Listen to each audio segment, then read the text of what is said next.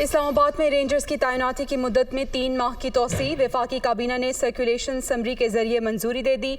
मुद्दत में इजाफे की दरख्वास्त चीफ कमिश्नर की जानिब से की गई थी।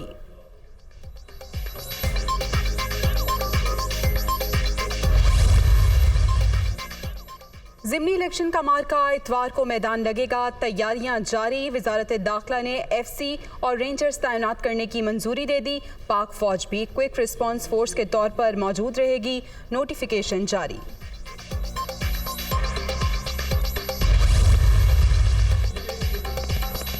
और डेंगू के वार जारी। कराची में मजीद 3 अफराद दम तोड़ गए। सिंध में अमवात की तादाद 49 हो गई। खैबर पख्तूनख्वा में 373 और पंजाब में 295 अफराद में वायरस की तस्दीक।